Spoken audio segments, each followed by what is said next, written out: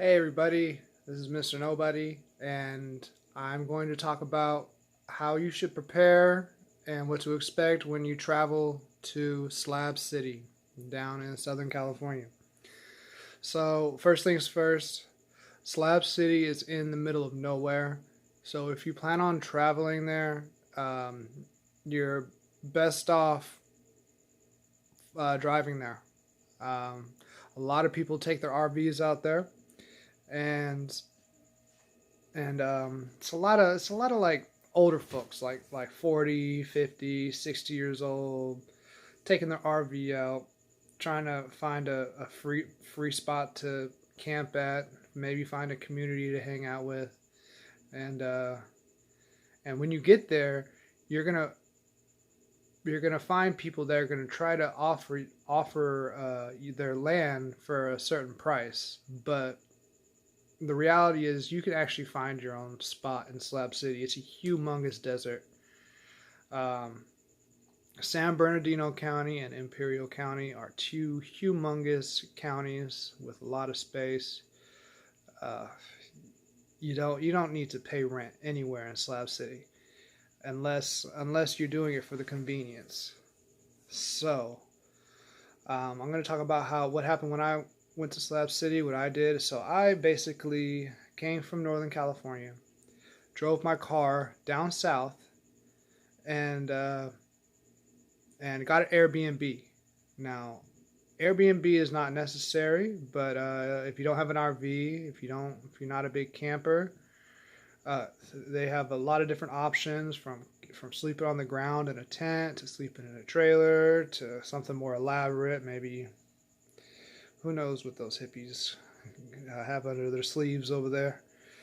But so yeah, when I went there, I used an Airbnb. It was a stinky little trailer. But you know what? I only paid like $35 a day, $28 a day to stay there for like 5 days. So I only paid like 160 to stay there for like 5 days, and I got to experience everything. I'm noticing that people either stay there forever, a couple months, or like a weekend or a couple days.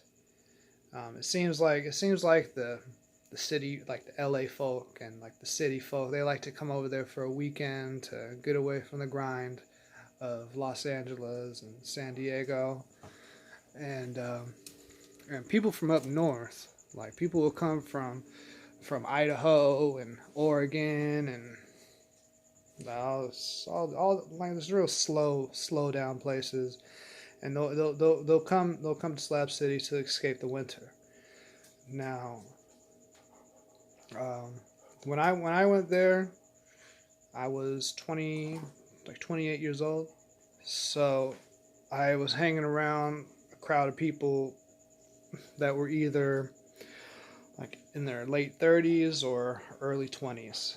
Seemed like it's around that range. I mean, there are older folks too, but they're usually in bed by dark and whatnot. There is a social scene out there. There's a drug scene. Everybody smokes weed.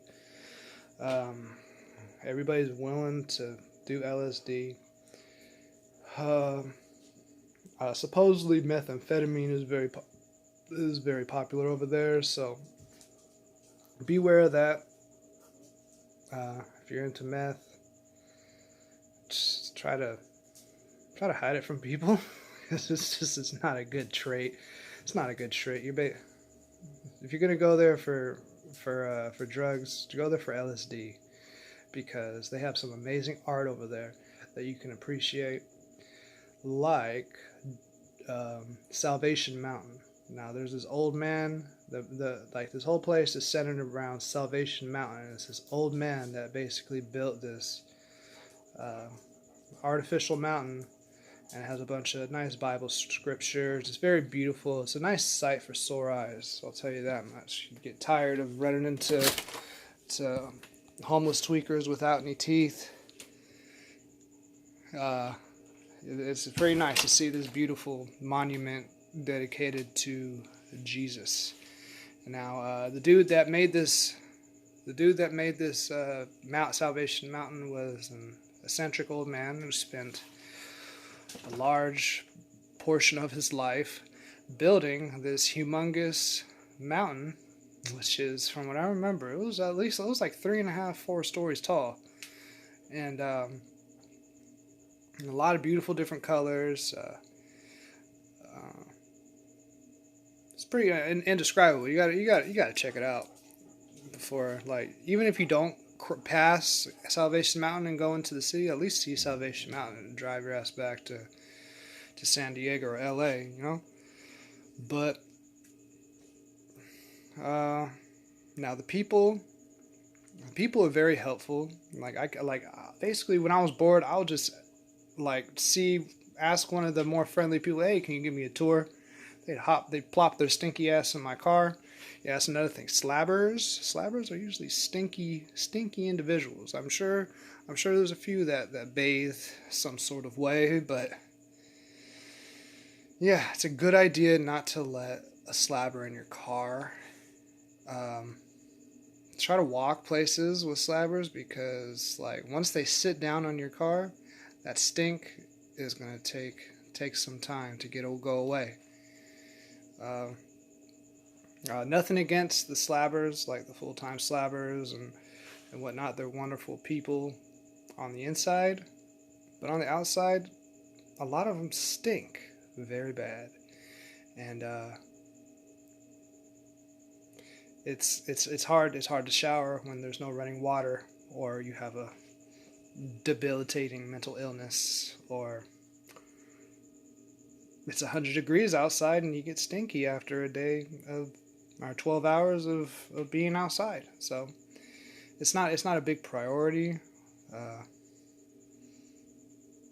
Showering is not a big priority in Slab City, unless you're on some different type of shit and you got a wife and you got an RV, and yeah, there's makeshift showers, but it's actually, like, to be honest with you, like the way the showers and the way the water is set up in Slab City, it's actually kind of rude to shower every single day in Slab City, because these showers do not run on running water. They run on a like a 50-gallon box of water, a 100-gallon box of water, and they live off of that water until it runs out, and then they have to refill it. So if you're showering every single day, they're not going to be happy about that unless it's coming from a continuous tap, which there's a few taps over there, but it's apparently it's illegal to tap into those water lines. So yeah, try to shower like once every 3 days. Like, I think that's what I did. I showered. I was there for 5 days. I showered once because I noticed that that specific shower, had a limited amount of water. So that's what I did. You're gonna run into some folks that are gonna offer you LSD. And they're gonna offer you marijuanas. They'll. I don't know. They'll probably, I don't know. It's dangerous there too. You know, I had some psychotic hippie pull a knife on me for accusing. He accused me of being like uppity or making fun of where a woman lived. I was trying to flirt with her and joke with her. She said she was from Kodiak Island in Canada, not Canada, in Alaska. And I know that Kodiak Island has more bears than human beings on there. So I asked her, so do you need to like bring a 45 like with you when you go out to the bathroom, like so a bear doesn't eat you? And she was like, oh, well, I live in a 6-bedroom house with 5 bathrooms. Why would I need to carry a gun to go to the bathroom? Ugh. And then this one bitch ass fool was like, it's like, oh, so you think because she lives in Alaska she just needs to carry firearms? Oh, you're talking down to her, you know? So it's like, you're gonna have jealous ass miserable motherfuckers that are living in the desert that are gonna try to hurt you. They don't belong anywhere else besides in the desert, and it's because they burnt bridges everywhere else, and they don't belong anywhere else. Like there are people that just sit around, get drunk, take acid, get drunk, and just look for problems. They just love confrontation. You know, there's a lot of different types of people there, and whatever you're looking for, you can find it. So, yeah.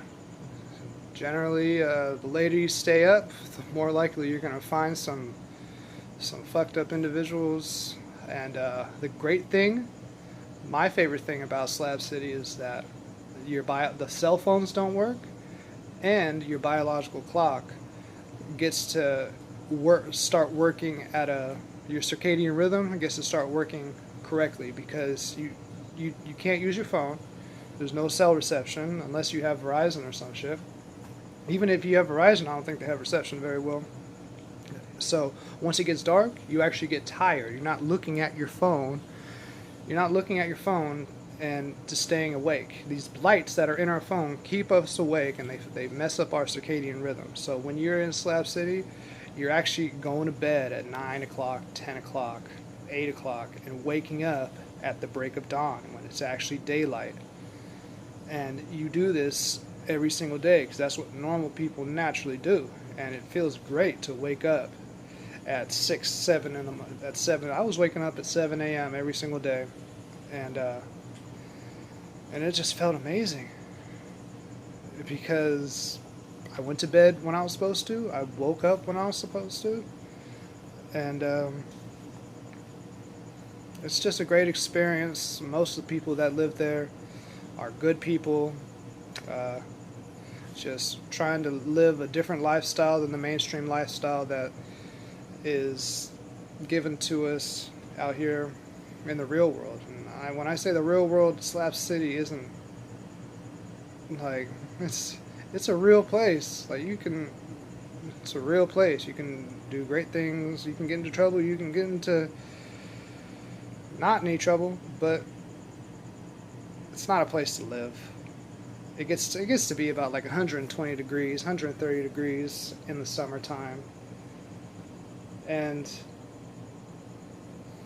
people die. So if you visit, I would suggest visiting in the winter time. Maybe November through the end of March, because this place is hot and dangerous, and it's not that fun. I don't think it would be that fun to be there in the summertime. I mean, I could be wrong, but it seems more like a survival situation being there in the summer than in the winter, to where you just need some good people to have your back, and just have a nice blanket for the nighttime, a nice warm place for the night. Like, it's a great place to visit, and you'll meet a lot of interesting people. You'll be able to weed out the bad people. So I hope you visit sometime. Adios. Stay off that dope, kids.